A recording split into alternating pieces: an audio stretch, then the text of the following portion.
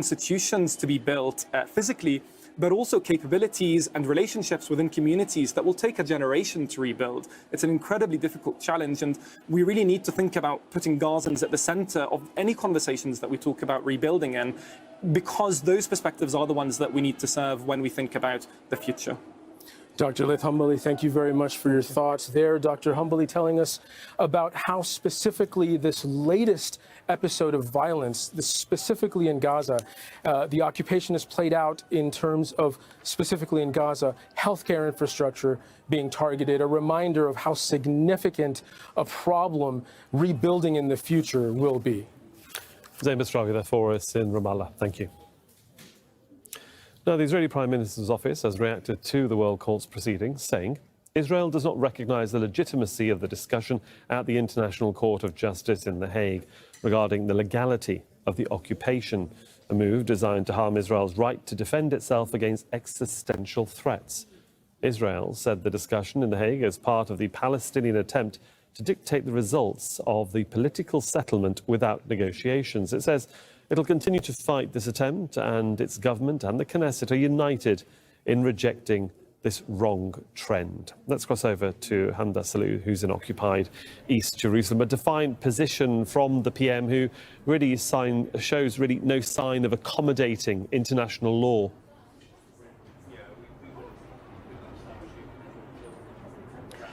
That's exactly right. The Israeli Prime Minister also calling it an unacceptable course of action. And remember that all of this comes on the heels of him trying to pass a resolution that actually did go through within his cabinet to not recognize a Palestinian state. Though it isn't a binding sort of move, it is a measure that he wanted to do to declare the Israeli position, specifically under his government, that they will unilaterally reject accepting a Palestinian state. So it's not surprising that this is being reiterated by the Israeli Prime Minister. They're also calling it a, quote, media circus, saying that it's one-sided. And the Israeli Prime Minister, again, saying that he outright rejects this, rejects its legitimacy. Just to give you an idea of the denial of Israel's military occupation across the occupied West Bank. So this is a reoccurring theme with the statements we get from the Israeli Prime Minister,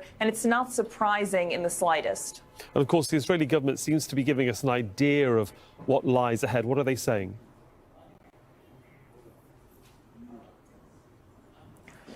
Well, the Israeli government is saying multiple things about what they're hoping to do next when it comes to the war. The Israeli Prime Minister himself has said that until there is an absolute victory, the war is going to continue. All eyes, additionally, are on this expected ground invasion into Rafah, where nearly 1.5 million Palestinians are seeking refuge, known potentially as the last safe place in Gaza that has been bombarded repeatedly. So the Israeli government is saying that that is going to happen. The war is simply not going to end by any means. When it comes to talks on a captives deal, it seems like those are deadlocked at the moment, as the Prime Minister says that military pressure is the only way to proceed. That is the only way to bring back the captives. We also had the War Cabinet member Benny Gantz, who spoke last night and said that until the captives are returned, this fighting is going to continue. The ground invasion into Rafah is imminent, and it could even extend into the Muslim holy month of Ramadan, something that people are bracing for. So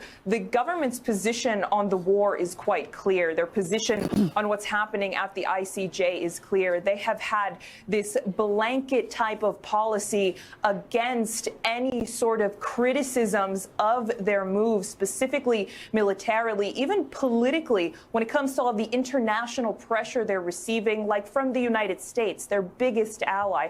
There's just a rejection for this, saying that Israel is going to act in its own way, however it sees fit, until they have a total and complete victory. And that's salute there for us in occupied East Jerusalem. Thank you. Well, here in Doha, Marwan Bashara, Al Jazeera senior political analyst, joins us on set. Before we talk about the minutiae of occupation, what is interesting is this is going to be a very long few days with over 50 countries submitting petitions and 3 major organisations. There is a snowball effect here, it seems, over the last few years of countries getting behind the Palestinian issue. How important is it that this number are here at The Hague? It's important. It's important because the Palestinian cause is one of humanity. This is the last settler colonial regime in today's world. It's the last in the 21st century. This should have been already I think of the past, of the 20th century, these whole regimes of settler colonials and apartheid and military aggression and genocide and all of that sort of stuff. This should have been part of the past. But in Palestine, it continues. Israel's colonialism and colonization continues. Apartheid continues. And I think the world community is fed up with this American-backed Israel. And let's underline it again. American-backed Israel. Because without American backing, Israel wouldn't be ridiculing international law, as we've heard just now from the Prime Minister of Israel. It won't be calling the international community a circus. And it certainly wouldn't be so emboldened to undermine the rule of law. But America backed Israel is able to do all of that because it could continue to work with impunity supported by the United States. And of course, the issue at the centre of what's happening in The Hague is the effect of occupation on the Palestinians for over 50 years. And we've heard in the last few days, we've talked about this, diplomats and politicians like President Biden, Joseph Borrell, Secretary Blinken, all talking about a two-state solution and sovereignty and statehood. But you can't have any of that without lifting the occupation. Which begs the question, why don't the American leaders, officials, Western officials who continue to play a role and want to play a role, do not call for ending the occupation? It's probably the simplest of all simple phrases with clarity, conviction, and in the spirit and letter of international law. End the military occupation and the civilian occupation of Palestine, right? But they don't. They speak of all these formulations. They can go through all the acrobatics and loopholes and whatever, but they would never address the subject as is. And hence, what we've heard from the Palestinian team today is this comprehensive, clear, and frankly convincing argument, right? That it is the occupation stupid.